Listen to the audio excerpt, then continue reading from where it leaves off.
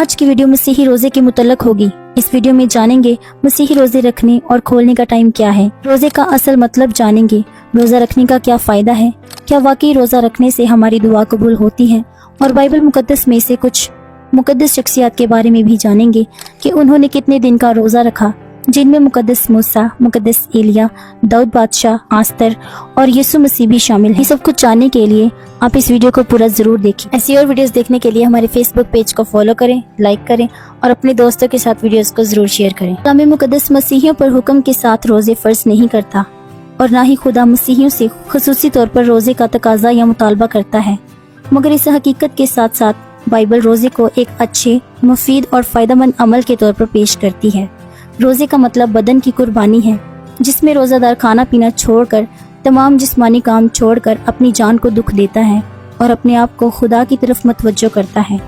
اس قربانی سے روزہ دار خدا کے قریب ہو جاتا ہے۔ اس کے لیے آپ ان ریفرنس کو پڑھ سکتے ہیں۔ روزے کے ٹائم کے بارے میں ہمیں احبار کی کتاب میں پتہ چلتا ہے۔ آستر نے خود اور اس کی سہیلیوں نے 3 دن تک روزہ رکھا، اور داؤد بادشاہ نے 7 دن کا روزہ رکھا جب اس کا بیٹا بیمار تھا، اور جب اس کا بیٹا مر گیا تب اس نے روزہ کھول لیا۔ اور خدا کے بندے موسیٰ نے 40 دن کا روزہ رکھا جب وہ کوہ سینا کے پہاڑ پر گیا۔ ایلیا نے بھی 40 دن کا روزہ رکھا۔ روزہ رکھنے سے انسان کی آواز عالمی بالا پر سنی جاتی ہے، اور یسوع مسیح نے بھی اپنی خدمت شروع کرنے سے پہلے 40 دن اور 40 رات کا روزہ رکھا۔ روزہ رکھنے سے انسان خدا کے قریب ہوتا ہے اور خدا اس کی ہر فریاد کو پورا کرتا ہے۔ روزہ انسان کو تمام ناجائز کاموں سے روکتا ہے اور ہماری روحانیت میں اضافہ کرتا ہے۔ روزہ رکھنے سے ہم زیادہ دعا کرتے ہیں، زیادہ بائبل پڑھتے ہیں۔ اعمال کی کتاب بیان کرتی ہے کہ ایماندار اہم فیصلے لینے سے پہلے روزہ رکھتے تھے۔ جب وہ خداوند کی عبادت کر رہے اور روزہ رکھ رہے تھے تو روح القدس نے کہا، میرے لیے برنباس اور ساؤل کو اس کام کے واسطے مخصوص کر دو جس کے واسطے میں نے ان کو بلایا ہے۔ اعمال 14 باب اس کی 23 آیت میں بھی لکھا ہے، اور انہوں نے ہر ایک کلیسیا میں ان کے لیے بزرگوں کو مقرر کیا اور روزے سے دعا کر کے انہیں خداوند کے سپرد کیا جس پر وہ ایمان لائے تھے۔ روزہ اور دعا باہمی طور پر جڑے ہوئے ہیں۔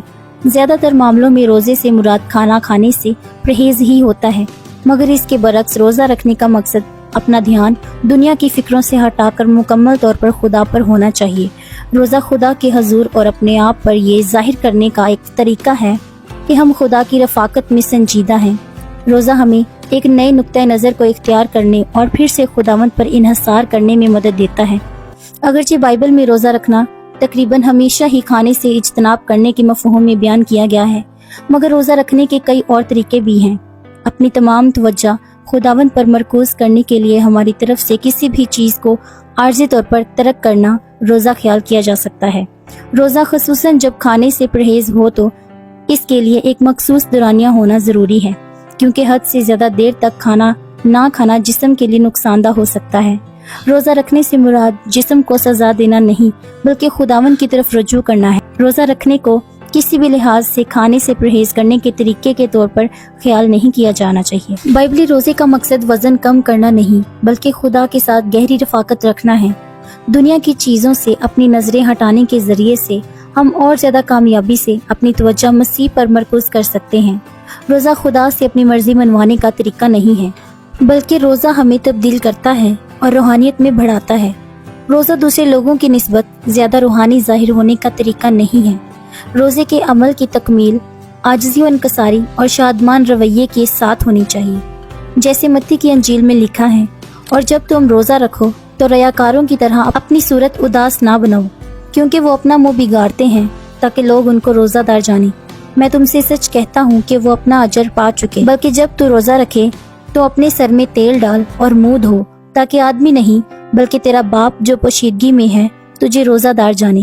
اس صورت میں تیرا باپ جو پوشیدگی میں دیکھتا ہے تجھے بدلہ دے گا۔ یہ تھی کچھ مسیحی روزے کے بارے میں اہم باتیں جو تمام مسیحیوں کو پتہ ہونی چاہیے۔ اگر آپ کو ہماری ویڈیو اچھی لگی تو لائک کریں، اپنے دوستوں کے ساتھ شیئر کریں۔ ایسی اور ویڈیوز دیکھنے کے لیے ہمارے فیس بک پیج کو فالو کریں، لائک کریں اور اپنے دوستوں کے ساتھ ضرور شیئر کریں۔